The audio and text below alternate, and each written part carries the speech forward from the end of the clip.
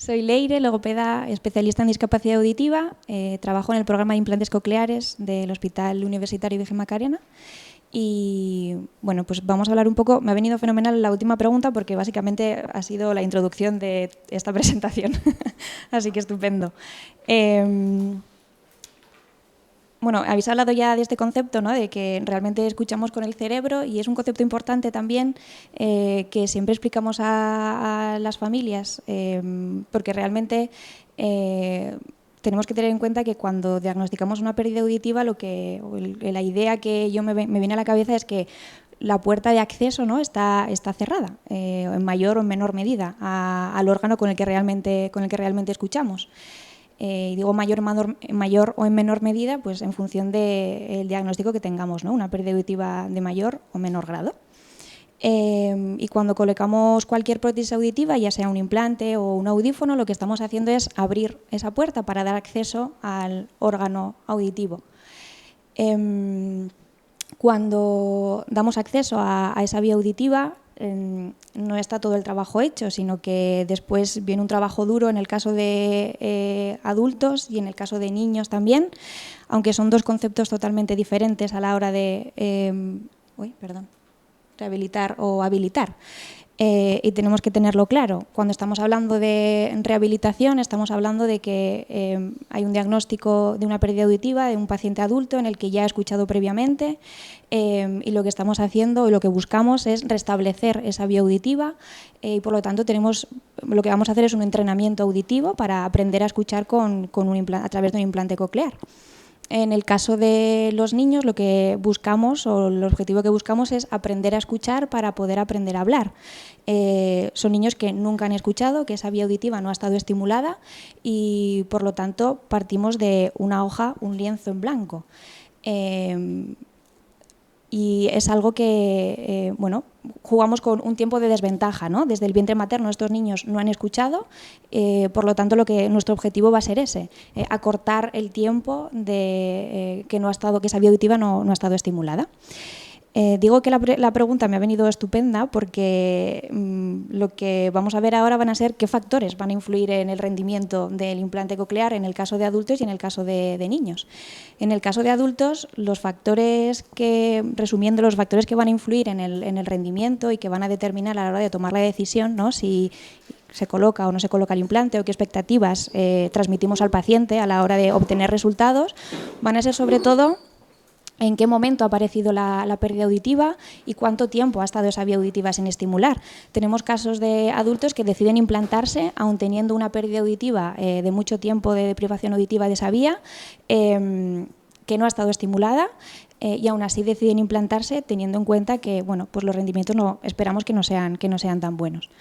Va a ser importante también tener en cuenta los trastornos asociados que tenga ese usuario, teniendo en cuenta que, pues que el procesamiento de la señal esperamos que no sea el mismo, que no sea de la misma forma que una persona que no tenga esos trastornos.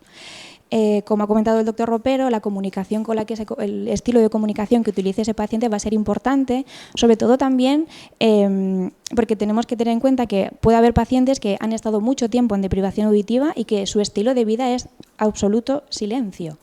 Y lo que va a venir después de la implantación, sobre todo, es una educación a la hora de envolver a ese usuario en entornos de sonido. Como ejemplo, yo hace poco tuve un paciente que ni siquiera tenía activo el timbre de casa. Entonces, porque nunca lo había escuchado, no lo necesitaba y, por lo tanto, ¿para qué lo iba a escuchar? ¿Para qué lo iba a activar, ¿no? Es importante que la comunicación, los sistemas de comunicación que utilice, porque podemos encontrarnos con pacientes que toda su vida o su entorno social sea un entorno signado, en el que no se comuniquen con lengua oral y, por lo tanto, el sonido que escuche o el ambiente en el que se desenvuelva sea un ambiente absolutamente silencioso.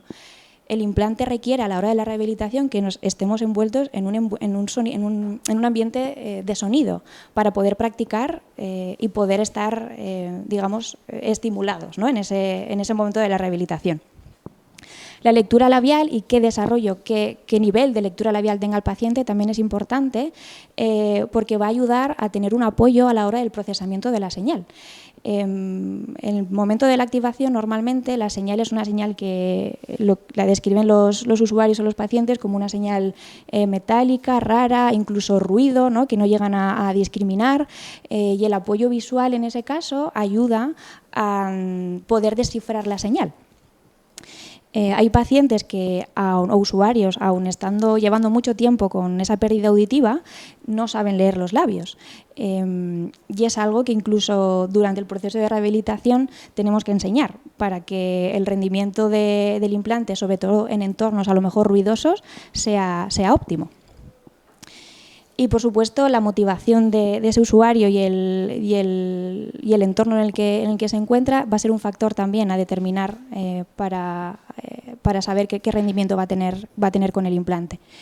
Nos encontramos con usuarios que a lo mejor se colocan el implante y esperan que sea como las gafas, ¿no? Colocamos y ya está, salgo de la consulta y estoy escuchando perfectamente.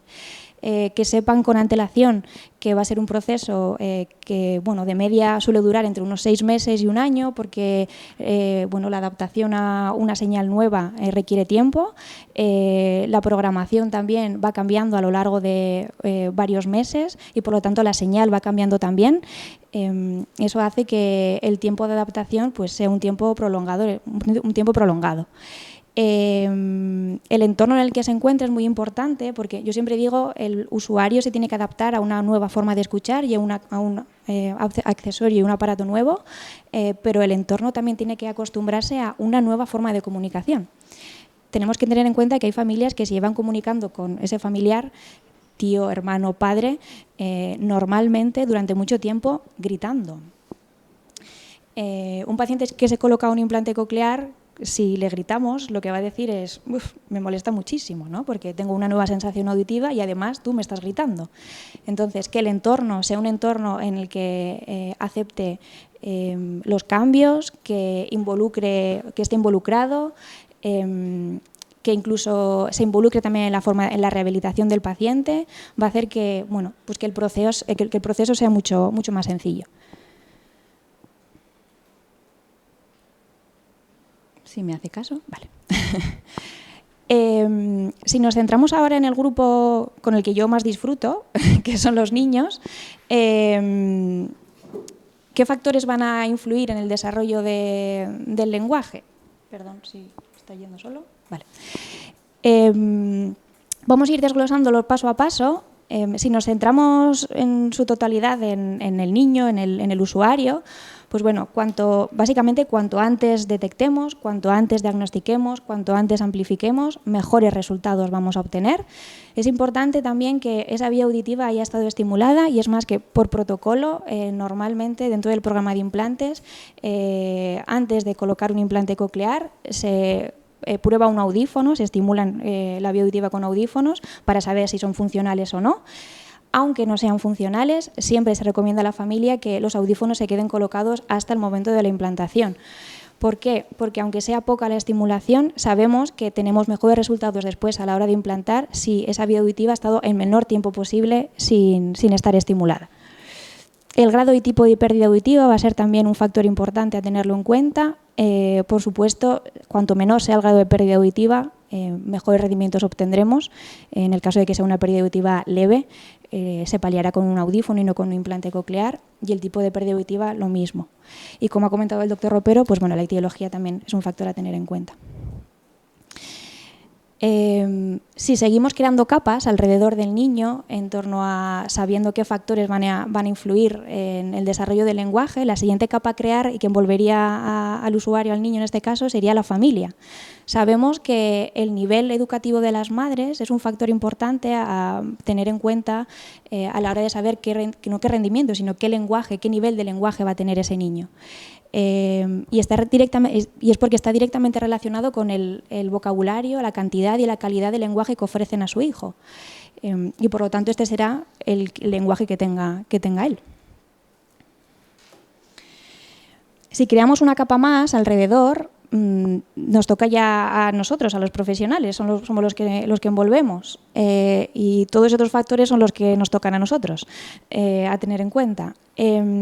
Si los agrupamos, básicamente lo que buscamos es que tengamos una tecnología apropiada, que esté bien programada, que esté bien adaptada, que el entorno que rodea al niño sea un entorno acústico, sea un entorno de calidad, auditivo de calidad, y con eso lo que esperamos conseguir es que el desarrollo del cerebro auditivo se dé en su totalidad. Si vamos desglosándolos paso a paso, sabemos que el tiempo de uso de los procesadores, de las prótesis, es importante para obtener buenos resultados en lenguaje. Sabemos además que como mínimo necesitamos que estén colocados 10 horas al día. Si un niño solo se los utiliza 4 horas al día, va a tardar 10 años en escuchar lo mismo que escucha un niño de su edad. Aunque parezca algo normal, ¿no? Decir, bueno, colocamos unos procesadores y los van a llevar durante todo el día. Pues no es algo tan común. Primero porque cuando colocamos algo en la oreja o en la cabeza, los niños son pequeños, o pueden ser más mayores, pero bueno, en general son niños pequeños que se tienen que adaptar a algo nuevo alrededor suya, tienen que adaptarse también al sonido, teniendo en cuenta que hemos estado mucho tiempo en silencio y pasamos totalmente a un entorno acústico nuevo. Y luego también, por supuesto, la predisposición que tenga la familia en ese momento, ¿no? El miedo, por ejemplo, a que se caigan, a que se rompan, a que se estropeen. Entonces, la regla que solemos manejar con la familia siempre es ojos abiertos, implantes o prótesis auditivas colocadas. Normalmente, cuando colocamos las prótesis en niños pequeños, los tiempos de sueño suelen ser tiempos largos, por lo tanto, siempre lo que suele ocurrir es que empezamos con tiempos de uso cortos y a medida que van siendo más mayores conseguimos el objetivo de las 10 horas al día. Antes no teníamos la forma de medir si realmente la familia nos estaba diciendo ¿los lleva? Sí, los está utilizando, pero ¿cómo sabemos si realmente los usa o no los usa? Lo podemos saber por el rendimiento, pero ahora todos los procesadores tienen un data logging, tienen una forma de medición objetiva que cuando conectamos el procesador en programación sabemos cuántas horas han estado colocados. Y no solo eso, sino que además sabemos en qué programa lo han utilizado, en qué entorno ha estado, si ha estado en un entorno ruidoso, un entorno silencioso, si han estado escuchando música, si la bobina, por ejemplo, se ha caído 3, 4, 5 veces. Toda esa información la tenemos para poder manejarla nosotros y para poder guiar también a la familia y al usuario. Esta es información importante porque es el primer objetivo a conseguir. Si el primer día de la cita de seguimiento estamos con mediciones de uso de 0,1 horas, que nos ha pasado, no podemos avanzar, no hemos conseguido el primer objetivo, no nos podemos plantear ni siquiera que comencemos a detectar sonido porque no lo estamos llevando. No solo nosotros tenemos la forma de medirlo en consulta, sino que además actualmente todos los usuarios, utilizando la casa comercial que utilicen, tienen acceso a esa información a través de las aplicaciones móviles. Esto es importante y nos resulta útil porque el entorno puede tener acceso a esta información para asegurarse que los procesadores están colocados, el entorno escolar, el entorno familiar, y además todo tipo de avisos, por ejemplo, si el procesador no está funcionando, si hay algún tipo de fallo, les va a llegar directamente al teléfono.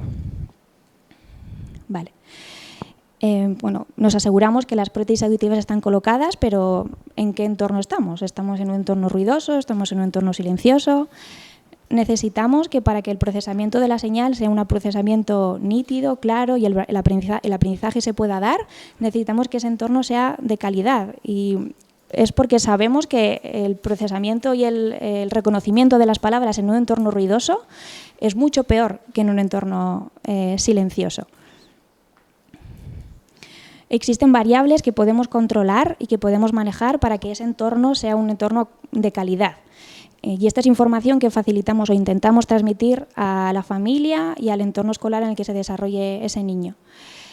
Por nombrar algunos, cuanto más ruido de fondo haya, el procesador más limitado se encontrará y la señal será menos acústica. Cuanto más distancia haya con el interlocutor, menos acústica, menos audible será esa señal. Cuanto más repetitiva sea yo en mi mensaje, más audible será esa señal porque doy más oportunidades para poder escuchar en diferentes posiciones esa palabra. Cuanto más corta sea la producción que estoy haciendo, más audible será también. Esto lo podemos aplicar tanto a niños como a adultos, como en nuestro caso ahora mismo también. Cuanto más lejos esté yo, peor me escucharéis. Vale. Sabemos que en entornos ruidosos, cuando el ruido de fondo supera los 60 decibelios, el rendimiento de las prótesis es bajo. Si yo describo de forma muy sencilla cómo es el funcionamiento de cualquier prótesis auditiva, básicamente estamos trabajando con un micrófono que no sabe diferenciar entre ruido y cualquier otra señal y al final capta todo lo que tiene alrededor. Entonces, lo que nos encontramos en un entorno ruidoso es eso, es un niño o un adulto que está en un entorno en el que está escuchando el ruido y mi voz, en este caso, a la misma intensidad. Y el discriminar, el poder diferenciar esas dos señales es muy difícil, en el caso de los niños aún más, porque el aprendizaje en ese caso no se puede dar. Si hablamos de distancia, cuando duplicamos o doblamos la distancia entre interlocutores, sabemos que la señal va descendiendo 3 decibelios y por lo tanto es menos audible. Y nos podemos preguntar, bueno, ¿existe una distancia máxima a la que yo me pueda colocar para poder entender? Pues sí existe y esta distancia se llama burbuja auditiva. Esta burbuja auditiva es el espacio en el que cualquier niño o adulto en el que se encuentre va a oír y va a entender. Si estamos fuera de ese espacio, la persona con pérdida auditiva lo que va a hacer es va a oír, pero no va a entender lo que le están diciendo. Este espacio, cuando colocamos las prótesis, es un espacio limitado, un espacio pequeño, porque el usuario no tiene experiencia auditiva y la programación que hemos colocado es una programación muy sencilla, no sofisticada. A medida que va pasando el tiempo, tengo más experiencia auditiva y la programación es más sofisticada, ese espacio cada vez va siendo más amplio. Pero es importante que cuando comencemos la rehabilitación o la habilitación estemos cerca de ese espacio. Los adultos también es algo que suelen comentar. Yo estoy en casa y sé que alguien me habla, pero no sé muy bien qué me están diciendo. O me están hablando desde la cocina, pero no sé muy bien qué me dicen. A medida que va pasando el tiempo, ¿no? El comentario más común es, bueno, es que escucho hasta mi mujer que está en el otro lado o mi marido que está en el otro lado. Vale. Socialmente, ¿qué hacemos? Bueno, pues socialmente lo que hacemos es, si no me escucha o no me entiende, pues voy a gritar, ¿no? ¿Qué ocurre si gritamos? Pues lo que ocurre es que distorsionamos la señal. Le estamos dando más información a los sonidos vocálicos, que son los que le dan audibilidad al mensaje, y menos información a las consonantes, que son las que nos dan inteligibilidad al mensaje. ¿Qué tenemos que hacer entonces? Pues lo que tenemos que hacer es manejar las variables que hemos dicho antes y además darle lentitud al mensaje. Cuanto más lentitud le demos, más audible será. Otro de los factores a tener en cuenta o que van a condicionar el desarrollo del lenguaje va a ser un ajuste correcto de las prótesis. Las tenemos colocadas todo el tiempo, estamos en un entorno acústico de calidad, pero ¿cómo están programadas? Están programadas como queremos, le estamos dando acceso a toda la información, no la estamos dando. Esto es algo que también revisamos en las sesiones de seguimiento. Y lo revisamos a través de una audiometría, que no sé si han explicado el concepto, pero básicamente lo que hacemos es revisamos todas las frecuencias del habla a la mínima intensidad en la que es capaz de detectar ese sonido. Si representamos todos los fonemas del lenguaje en este audiograma, ese espacio en negro lo llamamos la banana del lenguaje. Y para asegurar que el habla sea discriminada claramente, tenemos que tener acceso a toda esa a todo ese espacio. Cuando hagamos una audiometría, si vemos que no tenemos acceso a toda esa información, bueno, pues va a haber sonidos o va a haber fonemas que posiblemente no adquiramos o confundamos unos con otros. Necesitamos que los niños tengan acceso a todos los rangos de frecuencia, desde los más graves hasta los más agudos. Como ejemplo, si no tenemos acceso a las frecuencias agudas, a las frecuencias altas, es muy probable que los plurales, por ejemplo, no los emita. ¿no? Entonces, yo como logopeda, como persona que estoy rehabilitando o que estoy habilitando, en el caso de un adulto podría pasar también, pero como tiene conocimiento previo, lo que espero es que complete la información. En el caso de un niño que está adquiriendo el lenguaje, que no está produciendo los plurales, mi primera sospecha es, ¿tiene acceso a esa información o no la tiene? Es posible que no la tenga. Y si no la tiene, por lo tanto, no lo va a aprender. Y antes que hemos hablado de acento, es posible que también tenga acento y no lo diga. Yo que tengo otro acento, pues... Vale. Tenemos que tener también acceso a una intensidad, aparte de todas las frecuencias, una intensidad baja, una intensidad en torno a 30-35 decibelios. ¿Por qué? Porque sabemos que el 95% de las cosas que aprenden los niños no la aprenden de forma directa.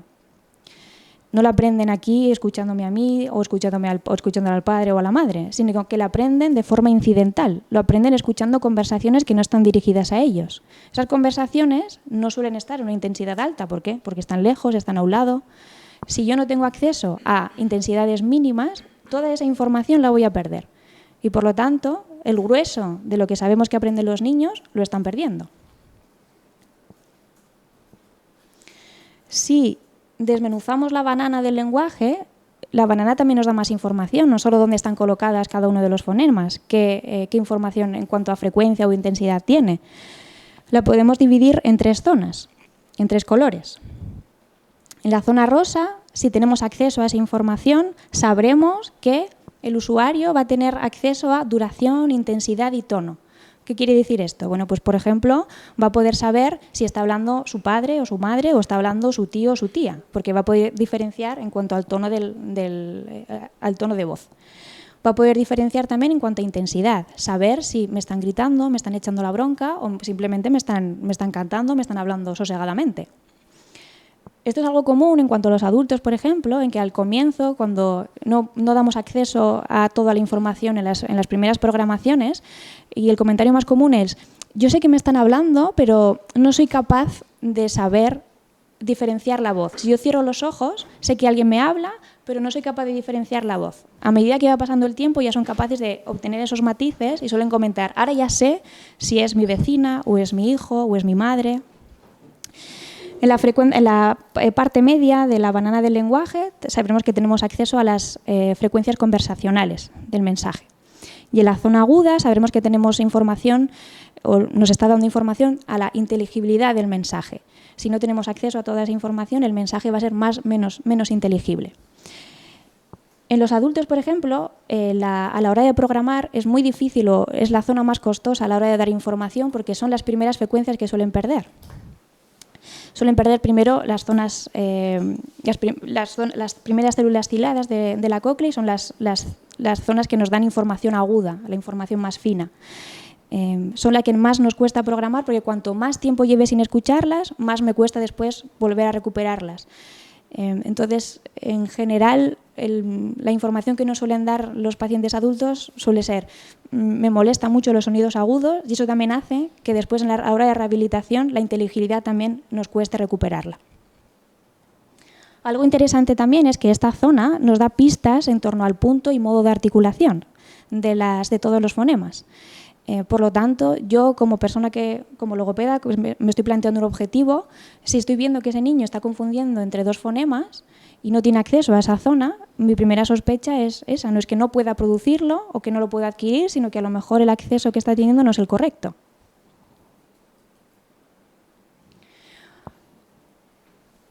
Si volvemos al círculo o a todas las capas que hemos ido creando a lo largo del niño, una de las capas era también la familia. Y uno de los factores a tener en cuenta a la hora de saber o de predecir, ¿no?, qué desarrollo del lenguaje va a tener. Sabemos que una intervención centrada en la familia va a hacer que tengamos un buen desarrollo del lenguaje, porque lo que estamos haciendo es darle herramientas a la familia para poder continuar toda esa habilitación del lenguaje, esa hora de aprender a escuchar para aprender a hablar durante todo el día. Podemos diferenciar entre 2 modelos de intervención, un modelo de experto en el que existe una relación jerárquica, yo soy el profesional, vosotros sois la familia, me planteo mis objetivos y después os vais a casa, o un modelo en el que trabajamos en cooperación, en el que ellos también formen parte del equipo, en el que todos los profesionales del hospital formamos un equipo, el entorno con ellos formamos un equipo y todos juntos nos planteemos objetivos para continuar avanzando. Lo que buscamos entonces es capacitarles, darles herramientas para que continúen en el día a día desarrollando la audición y desarrollando el lenguaje. Buscamos empoderarles, esta es la palabra, dándoles herramientas para que se sientan competentes y seguros para poder comunicarse con sus hijos. Porque algo que ocurre en las familias con niños sordos, cuando llega un niño sordo a la familia, es que los adultos cambiamos nuestra forma de comunicarnos. La familia lo que hace es, se cuestiona, yo sé hablar con mi hijo, algo que es tan natural cuando hablamos con los niños, ¿no? Utilizamos un lenguaje sencillo, utilizamos un lenguaje rico, utilizamos una melodía variada y cantarina, hacemos pausas.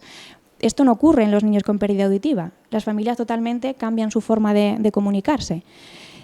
Y nuestro objetivo es recuperarla, porque sabemos que a través de ella llegaremos al desarrollo del lenguaje oral. Las familias con niños con pérdida auditiva lo que de forma natural hacen es se cuestionan, ¿no?, si son capaces o no de hablar a su hijo, si son capaces o no de desarrollar el lenguaje en ellos, si lo están haciendo bien, si lo están haciendo mal. Cambian su forma de comunicarse, ¿no? Y una pregunta muy común es, bueno, ¿pero para qué le voy a hablar si no me está escuchando? Una situación muy cotidiana, por ejemplo, en casa, en los niños con pérdida auditiva, es en el baño, por ejemplo, ¿no? Cuando están bañándole, los procesadores están fuera y por lo tanto no están escuchando. Es una situación en la que no suelen hablar, pero después también se traspasa a otras situaciones. Cuando las familias ya están empoderadas y tienen herramientas, ¿no?, para comunicarse, un comentario muy común es: jo, es que yo sigo hablándole cuando estamos bañándole, la verdad. No me doy cuenta, ¿no?, que seguimos hablando. Y eso lo que nos está reflejando es que tienen ya muy adquiridas todas esas habilidades. Automáticamente continúan sin plantearse si les están escuchando o no les están escuchando. Sabemos que tienden a utilizar un lenguaje sencillo y un lenguaje en el que continuamente están evaluando a su hijo, ¿no?, haciendo preguntas: oye, ¿esto cómo se llama? ¿Y tú sabes esto si es rojo o esto es azul o esto es...? Están evaluando continuamente para saber si su hijo está avanzando o no está avanzando. Y tienden a no reconocer el potencial, los avances que van haciendo su hijo. Un comentario muy común de las familias, ¿no?, es que no veo que avance, no hace nada, o no está escuchando, o no habla. Entonces es importante hacerles ver cada uno de los pasos y reconocerles, ponerles sobre la mesa cada uno de los pasos que están dando. Porque si no, también para las familias es algo muy frustrante el ver que no hay avances, aunque realmente sí los hay. Hemos hablado de tiempo de uso en cuanto a cantidad, ¿no? Necesitamos una cantidad de uso importante, 10 horas al día, una calidad de entorno acústico y también una calidad, un trabajo conjunto con la familia. Necesitamos también cantidad de lenguaje. Necesitamos que los objetivos se planteen, como hemos dicho, junto con la familia para asegurar que la estimulación sea durante todas las horas del día. Yo siempre planteo a las familias el que ahora nos estamos planteando objetivos no para estar dentro de la sesión trabajando, sino que nos estamos planteando objetivos diarios. La forma de comunicarnos con su hijo tiene que cambiar y tiene que cambiar durante todas las rutinas, mientras que estamos comiendo, mientras que estamos bañándonos, mientras que estamos haciendo la compra, etcétera. Básicamente estamos trabajando contra reloj. Ese tiempo que ese niño no ha estado escuchando, 1 año, 2 años, tenemos que recuperarlo y tenemos que dar toda esa estimulación comprimida en todo el tiempo en el que podamos. No solo el entorno familiar va a ser un entorno importante porque pasa mucho tiempo, sino que también el colegio es un entorno importante. Como mínimo van a pasar 7 horas al día. Por lo tanto, la comunicación con el entorno tiene que ser fluida, tenemos que trabajar conjuntamente.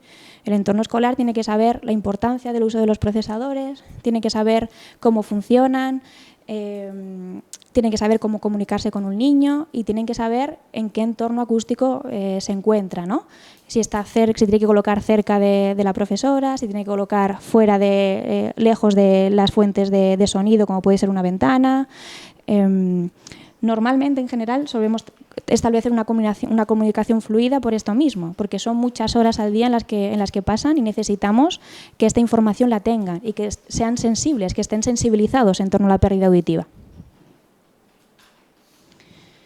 No me vale o no nos vale que estemos hablando, ¿no?, mucho tiempo, pero bueno, ¿qué estamos diciendo? ¿Tiene calidad lo que estamos diciendo o no la tiene? ¿No? La calidad de la interacción tiene que ser importante, es importante para obtener buenos resultados en lenguaje, y es lo que hemos hablado, el concepto de tenemos que recuperar el modernés, tenemos que recuperar la comunicación natural que establecen todas las familias con sus hijos, y en este caso las familias de niños con pérdida auditiva, que tienen que ser hacer consciente lo que inconscientemente hacemos todos los adultos.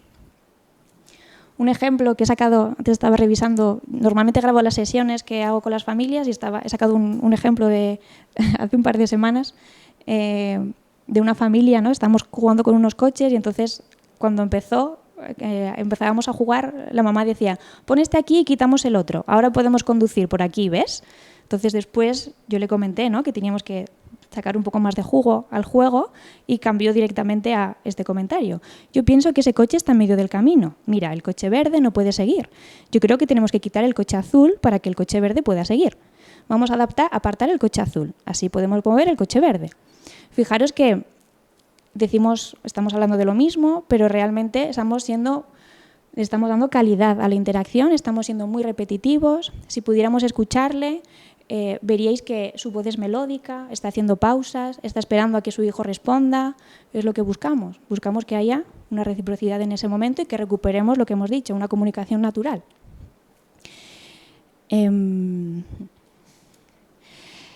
¿Cómo lo hacemos? Pues bueno, lo hacemos informando a la familia, lo hacemos demostrando, yo soy el ejemplo y después me siguen a mí, o lo hacemos tutorizando, guiándole directamente, dándole la información a la familia. Si se cuestionan su capacidad para ser capaces o no de comunicarse con su hijo, pues lo que hacemos es recrear actividades actividades diarias, ¿no? Pues bueno, vamos a comer o merendar en la sala para recrear esa actividad que después vamos a hacer en casa.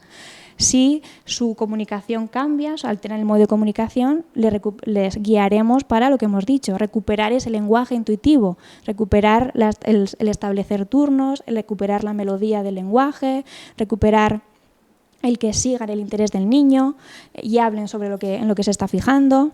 Y si no reconocen su potencial, comunicación comunicativa, pues tenderemos a ser muy explícitos en torno a fíjate qué es lo que ha hecho, fíjate en qué punto está, y a recuperar interacciones, por ejemplo, de cara a cara con el niño para que sean conscientes del avance que está haciendo. Todas estas capas son las que rodean a un niño o un paciente con pérdida auditiva y que tenemos que manejar o que sabemos que tenemos que manejar para obtener buenos resultados. Son muchas capas, no solo si me quedo en mi parcelita, ¿no?, de yo logopeda en el programa de implantes cocleares, pues manejaré algunas, pero la verdad que seguramente el rendimiento que obtenga pues no sea el mismo que si manejo todas o todas ellas están comunicadas entre sí.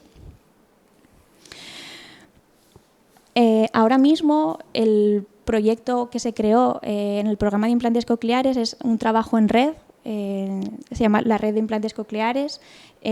Actualmente hay 228 profesionales de toda Andalucía Occidental, desde médicos, enfermeras, todo el equipo que puede estar trabajando alrededor, logopedas, audioprotesistas y por lo tanto lo que hemos dicho también, el entorno educativo del niño, para que se establezca una comunicación fluida entre todos nosotros.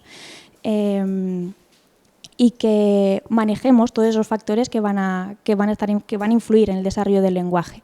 Y, por supuesto, dentro de este equipo también forman parte las familias.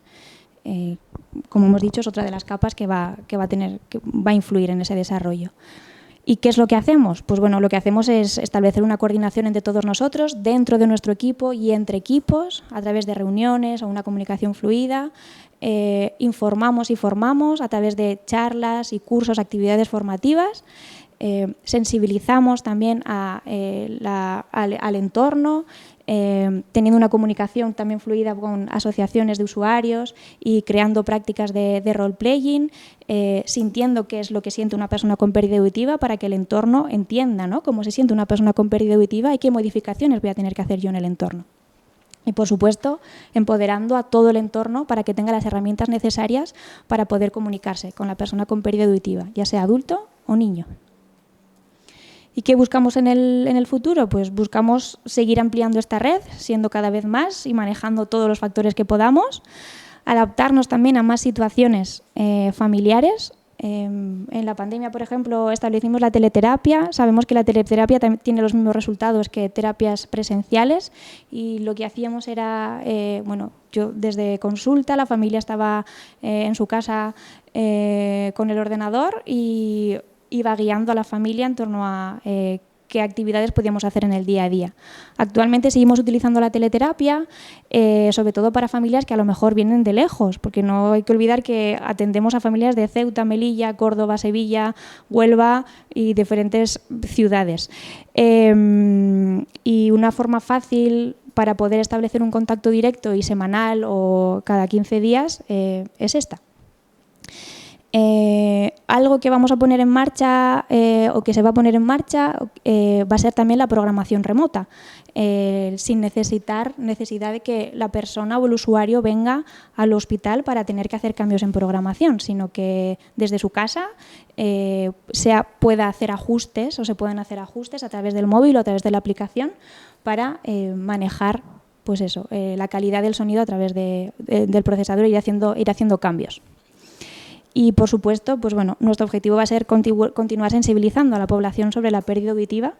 Os he dejado aquí abajo uno de los dosieres del programa de implantes cocleares que podéis tener acceso a través de la web del hospital, que no sé si os han hablado de él o no, pero bueno, para que sepáis un poco cómo es toda la red y qué proceso se sigue a través desde el diagnóstico hasta la parte de rehabilitación.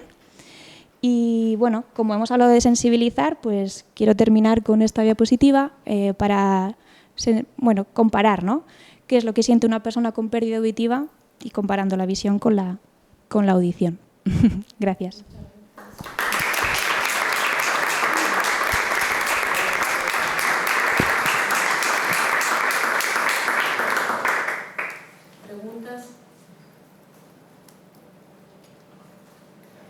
Yo leí que tengo una reflexión que, claro, como vengo de un campo más de la psicoacústica, más lingüístico, y luego también ingeniería, y además es más de aplicabilidad al implantado, porque el implantado, a diferencia de otro hipoacústico, tiene un rango de frecuencias que puedes determinar cuál es, por el orden de electrodos, por el modelo. Sabes qué rango vas a poder tocar, ¿no? Y luego la programación te ratifica qué rango se va a mover con más o menos frecuencia. Desde el punto de vista logopédico, en España todavía nos hace falta avanzar un poco más en test, en modelos, ¿no? Por ejemplo, incluso en el diagnóstico. Y yo creo que también en técnicas, porque es una observación que hago en valores de frecuencias. Hay consonantes, habláis siempre de la bandana audiológica. Yo, la primera vez que veía aquello, pues como lingüista me chocó, porque los sonidos no están a una única banda de frecuencias. Por ejemplo, enfrentar el sonido P y B, que son de difícil identificación para una persona sorda en general, entre ellos no tiene mucho sentido, porque realmente desde el punto de vista frecuencial la P se sitúa en el mismo rango que la J. Andaluza definitivamente, mientras que la B se sitúa en dos bandas de frecuencias, mientras que la P y la J se sitúa en una única banda de frecuencias que va entre 1500 y 2000 Hz. La B y el K, el sonido K, son similares porque la B se sitúa en dos bandas de frecuencias, una baja de 300-400 y otra superior 2000-2500, y la K se sitúa en esa banda de 2000-2500. O sea que parejas acústicas, a veces cuando he estado en el hospital en la consulta de logopedia, me ha chocado las unidades que se enfrentan porque no tienen un trasfondo acústico ni psicoacústico parecidos. Es diferente cuando la persona hace una logopedia y no tiene implante. Pero ya te digo, en un mundo en donde el implantado está muy predeterminado a nivel de frecuencias, y como este seminario se hace en el seno de la Facultad de Filología con el deseo de incorporar información que tiene el lingüista sobre lo que es el sonido, pues hacía esa reflexión importante. Sí, no, además es cierto que la representación es una representación ni siquiera los últimos estudios que se están haciendo son para poder representar los fonemas en español, porque la información que tenemos de la banana del lenguaje es sobre fonemas en inglés. Pero eso es algo que ha dicho Juan Pablo, que ahora no está. Y yo no creo que eso habría que estudiarlo, pero no creo que el desarrollo que hace un ingeniero en base a frecuencias vaya a determinar mucho lo que es la estimulación eléctrica con independencia de la lengua en la que trabajes. No lo creo, porque la M española y la M inglesa y la M francesa están situadas en bandas de frecuencias idénticas.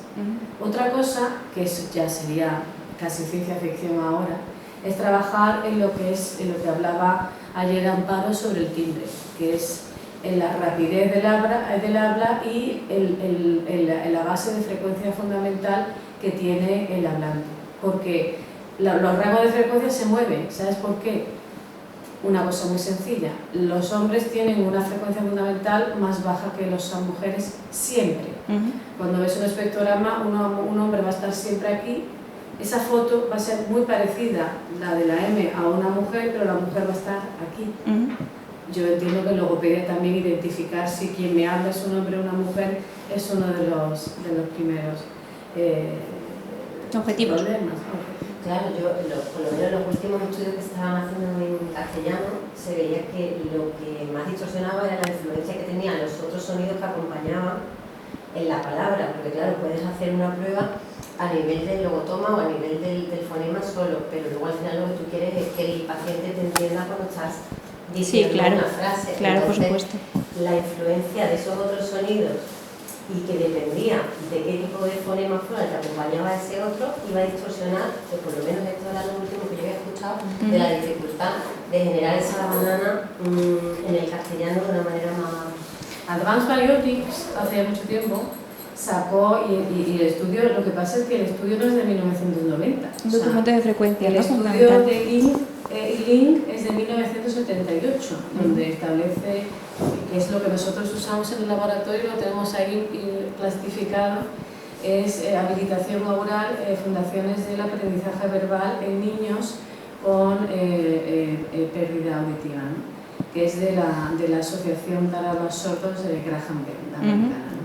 Entonces nosotros tenemos eso como regla, por ejemplo, cuando elegimos estímulos en electrofisiología de qué queremos movernos. Empezamos, siguiendo la literatura, empezamos a usar, ¿verdad, María?, la BA y la PA, y dijimos, no, es mucho mejor la MA y la PA, porque a nivel frecuencial él puede hacer una comparativa tonal, porque en electrofisiología hay protocolos siempre incorporas uno de tonos puros por la fiabilidad que te da la lectura.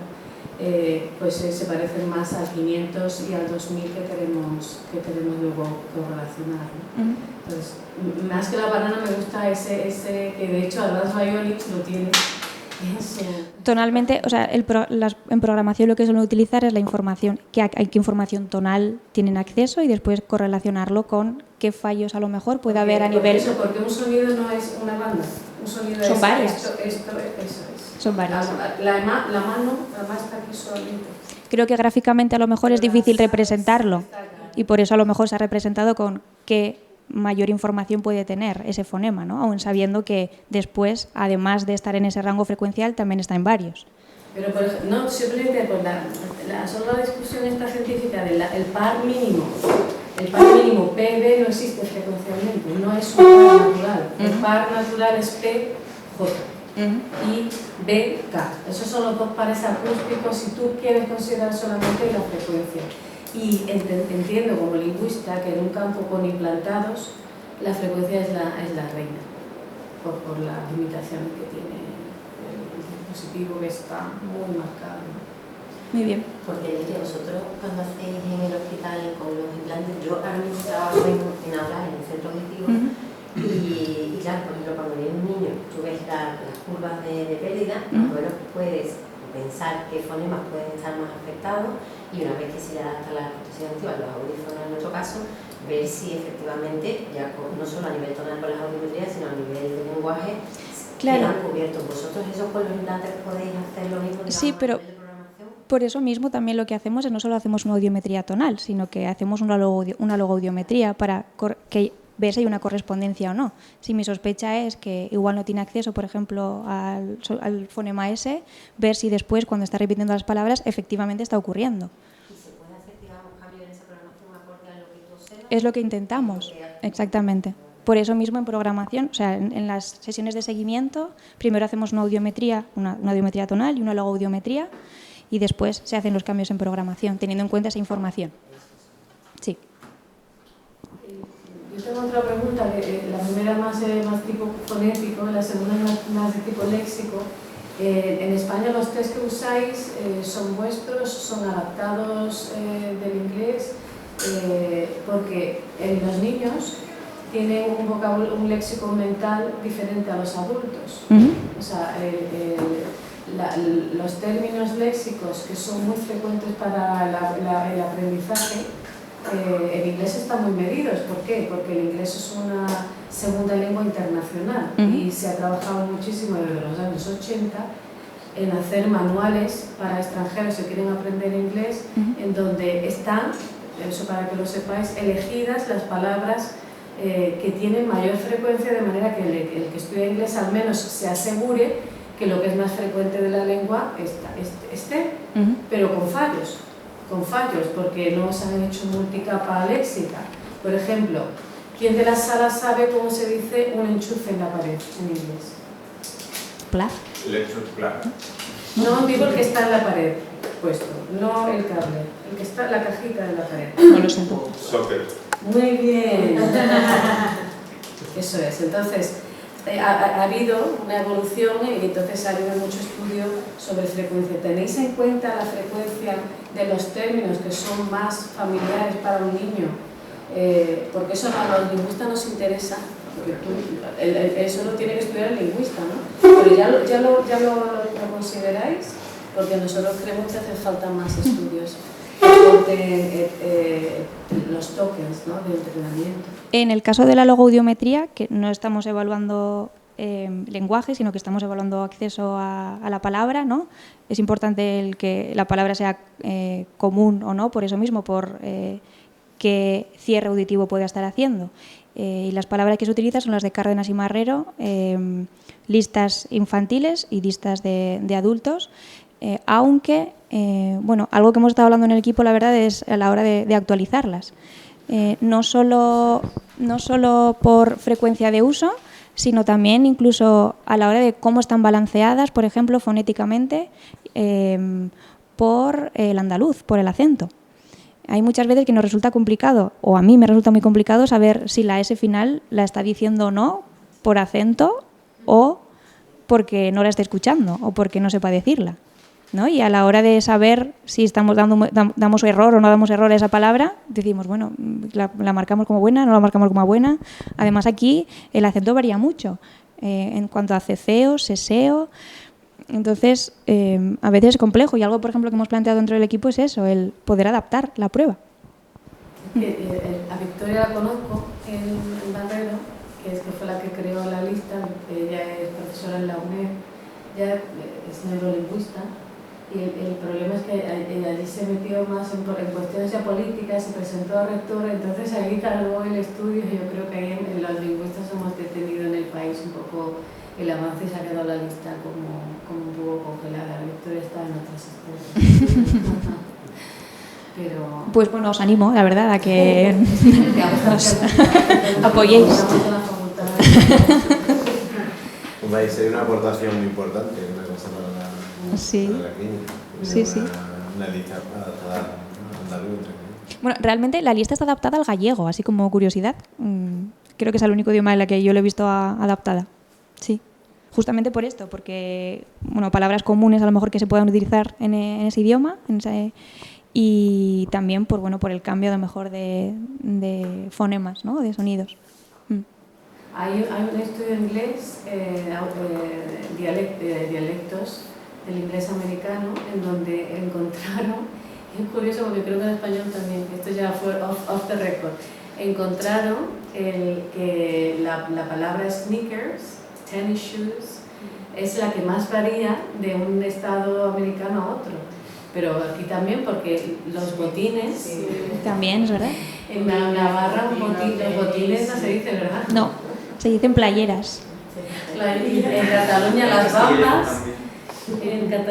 bambas, en Madrid las tenis. Bueno, yo la verdad que la palabra con la que más me he sorprendido aquí es chaleco. Y chaleco sin mangas. La verdad que me sorprende muchísimo, sí. Vale. ¿Más preguntas? ¿No hay más preguntas? Bueno, yo iba a preguntar, que no tiene nada que ver con, aunque no soy lingüista, pero no tiene nada que ver con esto.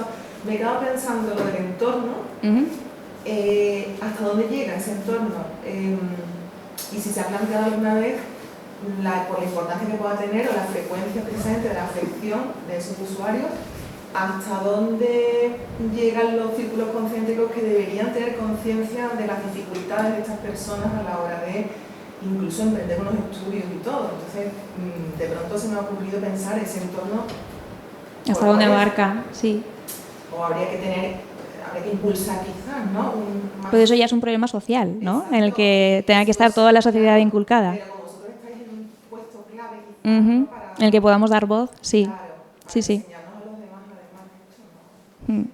La verdad que sí, sobre todo en todos los entornos en los que se pueda desenvolver una persona con pérdida auditiva, ¿no? Y que no se encuentre limitado, que pueda abarcarse a, bueno, muchísimas capas más.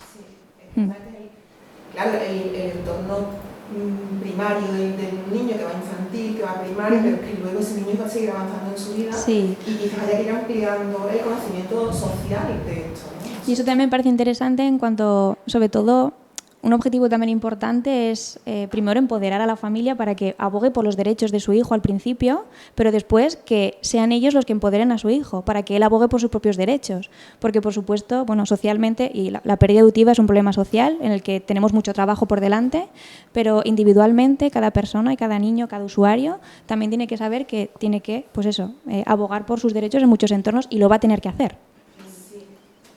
Pero es esa traducción concreta de cómo está oyendo esa persona, porque yo creo que la inmensa mayoría de la población no es consciente, sí. Está. Y qué limitaciones tiene, ¿no? Y sobre todo que colocamos un implante coclear y no tenemos que, o una prótesis auditiva, un audífono, un implante, y no hay que olvidar que esa persona sigue siendo sorda, porque socialmente, ¿no? Lo que se quiere es como, bueno, si tú ya escuchas, ¿qué problema? Y me meto sí. yo, o sea, yo hace no mucho también era muy ignorante sobre este tema. En fin, creo que sería positivo, sí, así es, ampliar esa información. No sé. Bueno, hemos tenido casos que se le ha quitado el grado de discapacidad a un paciente implantado ya, o que se le ha hecho incentiva en todo eso, no tiene ni pie ni cabeza. ¿Y vosotros no tenéis papeles en...? Sí, bueno, papeles sí, ese tipo de casos lo conocemos porque, bueno, te vienen a pedir un informe, bueno, tienes que... Pero bueno, de verdad, cuando se meta la administración,